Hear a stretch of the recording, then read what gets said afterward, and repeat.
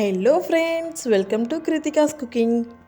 இன்றைக்கி நம்ம சேனலில் பசங்க ரொம்பவே விரும்பி சாப்பிடக்கூடிய டொமேட்டோ சாஸ் வீட்டிலையே ஈஸியாக எப்படி செய்கிறதுன்னு பார்க்க போகிறோம்.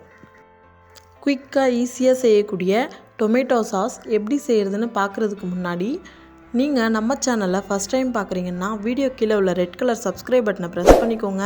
கூடவே வர பெல் ஐக்கானையும் கிளிக் பண்ணிக்கோங்க. அப்போ தான் நான் போடுற வீடியோஸ் நோட்டிஃபிகேஷனாக உங்களுக்கு வரும். வாங்க வீடியோக்குள்ளே போகலாம்.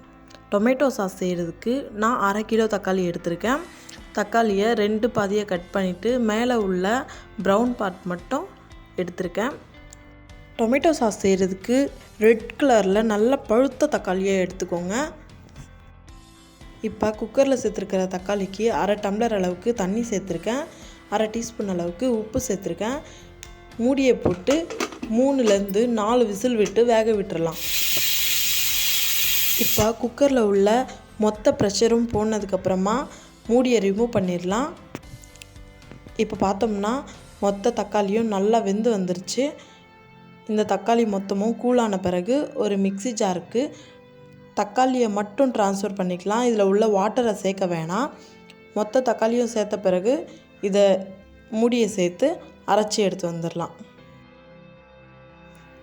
இப்போ அரைச்ச இந்த தக்காளி விழுதை ஒரு பாத்திரத்துக்கு ஃபில்ட்ரு பண்ணோம். ஒரு ஸ்ட்ரெயினர் வச்சு மொத்த டொமேட்டோ பியூரியும் சேர்த்து ஒரு ஸ்பூனை விட்டு நல்லா கலந்து விட்டுக்கிட்டே இருக்கலாம்.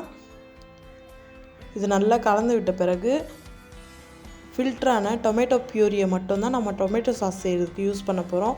மேலே வேஸ்ட் பார்ட் மொத்தத்தையும் எடுத்துடலாம். இது நீங்கள் விருப்பப்பட்டால் குழம்புல கூட சேர்த்துக்கலாம். இப்போ பார்த்தோம்னா நம்ம எடுத்த 1/2 கிலோ தக்காளிக்கு ஒரு 1/2 பவுல் அளவுக்கு டொமேட்டோ பியூரி வந்திருக்கு. டொமேட்டோ சாஸ் செய்கிறதுக்கு ஸ்டவ் பற்ற வச்சு ஒரு பேன் வச்சுக்கலாம். பேன் நல்லா சூடான பிறகு ஒரு குழிக்கரண்டி அளவுக்கு ஆயில் சேர்த்துருக்கேன். ஆயில் ஹீட் ஆன பிறகு நம்ம தனியாக எடுத்து வச்சுருந்த டொமேட்டோ பியூரியை பேனில் சேர்த்துக்கலாம். ஸ்டவ்வை ஹை ஃப்ளேமில் வைக்காமல் மீடியம் டு லோ ஃப்ளேமில் மாற்றி வச்சுக்கிட்டே இருந்து 5 நிமிஷம் நல்லா கலந்து விட்டுக்கிட்டே இருக்கலாம். பியூரி நல்லா திக்காகிடும். இந்த ஸ்டேஜில் இப்போ 50 கிராம் அளவுக்கு சர்க்கரையை சேர்த்துக்கிறேன். டொமேட்டோ சாஸ் கொஞ்சம் ஸ்வீட்டாகவும் இருக்கும்ன்றதால சர்க்கரையை சேர்க்குறோம். பிறகு 1 டீஸ்பூன் அளவுக்கு காரம் சேர்த்துருக்கேன். வெறும் மிளகாய்த்தூள் தான் சேர்த்துருக்கேன்.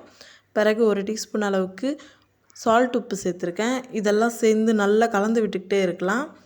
டொமேட்டோ சாஸ் திக்காகிற ஸ்டேஜில் 2லேருந்து 3 குழிக்கரண்டி அளவுக்கு நான் வெனிகர் சேர்த்துருக்கேன். இது சமையலுக்கு யூஸ் பண்ணுற வெனிகர் தான். வெனிகர் சேர்க்கறதால டொமேட்டோ சாஸ் ரொம்ப நாளைக்கு கெடாமல் இருக்கும். இப்போ பார்த்தோம்னா 30 நிமிஷத்துக்கிட்ட ஆயிடுச்சு டொமேட்டோ பியூரி திக்காகி வரதுக்கு. டொமேட்டோ பியூரி கரெக்டாக சாஸ் பதத்துக்கு வந்துடுச்சான்னு செக் பண்ணுறதுக்கு ஒரு ஒயிட் கலர் பிளேட்டில் நம்ம எடுத்து கொஞ்சம் விட்டோம்னா தண்ணி தனியாக டொமேட்டோ பியூரி தனியாக நிற்கிது. இப்போ இன்னும் டொமேட்டோ சாஸ் ரெடி ஆகலைன்னு அர்த்தம். இன்னொரு 10 நிமிஷம் கழித்து பார்க்கலாம். 10 நிமிஷம் நல்லா கலந்து விட்ட பிறகு அதே பிளேட்டில் மறுபடியும் டொமேட்டோ சாஸை செக் பண்ணுறேன். இப்போ பார்த்தோம்னா தண்ணி தனியாக சாஸ் தனியாக பிரியலை. இந்த கன்சிஸ்டன்சி இருந்தால் போதும், டொமேட்டோ சாஸ் ரெடி ஆகிடுச்சின்னு அர்த்தம். இந்த டொமேட்டோ சாஸ் கண்டிப்பாக 6 மாதம் வரையும் கெடாமல் இருக்குங்க. இந்த டொமேட்டோ சாஸை பசங்க விரும்பி சாப்பிடக்கூடிய chips, samosa, French fry, puff இது கூடலாம் கொடுத்து பாருங்கள், கண்டிப்பாக டேஸ்ட்டாக இருக்கும். வாங்க அடுத்த ரெசிபியை பார்க்கலாம். இப்போ நம்ம பார்க்க போகிற அடுத்த ரெசிபி என்னன்னா சோயா சாஸ் தாங்க பார்க்க போகிறோம். சோயா சாஸ் ஆக்சுவலாக வீட்டில் செய்கிற ப்ராசஸ் இது கிடையாது. இது செய்யணும்னா ரொம்பவே பெரிய ப்ராசஸ் நடக்கும். ஆனால் ரெடிமேடாக சோயா சாஸ் வீட்லேயே செய்யணும்னா இந்த மாதிரி ப்ராசஸில் செய்யலாம். வாங்க சோயா சாஸ் எப்படி செய்கிறதுன்னு பார்க்கலாம். அதுக்கு முதல்ல ஒரு பவுலில் 1 டீஸ்பூன் அளவுக்கு சோயாபீன் பவுடரை சேர்த்துருக்கேன். இது எல்லா சூப்பர் மார்க்கெட்லேயும் கிடைக்கும். பிறகு 1 டீஸ்பூன் அளவுக்கு கார்ன்ஃப்ளவர் மாவு சேர்த்துருக்கேன். இதெல்லாம் கலந்து போகிற மாதிரி கொஞ்சமாக தண்ணியை விட்டு நல்லா கலந்து விட்டுக்கலாம். ரொம்ப திக்காகவும் இல்லாமல் தண்ணியாகவும் இல்லாமல் மீடியம் கன்சிஸ்டன்சியில் கலந்துக்கலாம். இதை இப்போ பார்த்தோம்னா ரெடி ஆகிடுச்சு. பிறகு சோயா சாஸ் செய்கிறது எப்படின்னு பார்க்கலாம். அதுக்கு முதல்ல ஸ்டவ் பற்ற வச்சு 1/2 கப் அளவுக்கு சர்க்கரையை எடுத்திருக்கேன். 100 கிராம் அளவுக்கு இருக்குது சர்க்கரை. சர்க்கரையை சேர்த்த பிறகு கரண்டியை விட்டு கலக்க வேணாம். இது இப்படியே கரைஞ்சி வரட்டும். ஸ்டவ்வை மீடியம் ஃப்ளேமில் வச்சு 5 நிமிஷத்துக்கு அப்படியே விட்டுறலாம். இப்படி விடுறதால சர்க்கரை கேரமலைசேஷன் ஆகிடும். சர்க்கரையை பேனில் நல்லா கலந்து விடும்போது ப்ரௌன் கலர்லேருந்து கருப்பு கலருக்கு டர்ன் ஆகும். இதை இப்படியே கலந்து விட்டுக்கிட்டே இருக்கலாம். ஒரு ஸ்டேஜில் கருப்பாக மாறி இருக்கிற சர்க்கரை பாகு நல்லா பொங்கி வர ஆரம்பிக்கும். இது இப்படியே நல்லா பொங்கி வரட்டும். ஸ்டவ்வை மீடியம் ஃப்ளேமில் இருந்து ஹை ஃப்ளேமுக்கு மாற்றி 1 டம்ளர் அளவுக்கு தண்ணியை சேர்த்துக்கலாம். தண்ணி சேர்க்கும்போது நல்லா பொங்கி வரும். 1 டம்ளர் தண்ணியை மொத்தமும் சேர்க்காம கொஞ்சம் கொஞ்சமாக சேர்த்து கலந்து விட்டுக்கிட்டே இருக்கலாம்.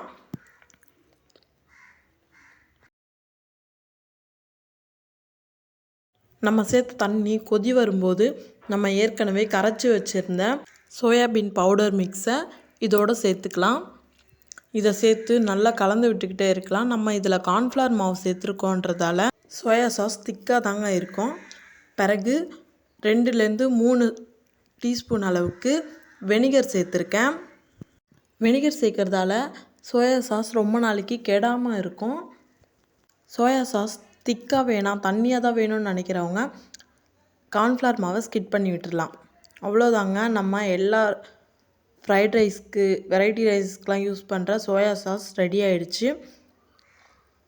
நீங்களும் இதை வீட்டில் ட்ரை பண்ணி பாருங்கள். உங்களுக்கு எப்படி வந்துச்சுன்றதை என்னோட கமெண்ட் செக்ஷனில் ஷேர் பண்ணிக்க மறந்துடாதீங்க. இந்த வீடியோ உங்களுக்கு பிடிச்சிருந்துச்சுன்னா லைக் பண்ணுங்கள், ஷேர் பண்ணுங்கள், கமெண்ட் பண்ணுங்கள். கிருத்திகாஸ் குக்கிங்கை சப்ஸ்கிரைப் பண்ண மறந்துடாதீங்க. தேங்க்யூ.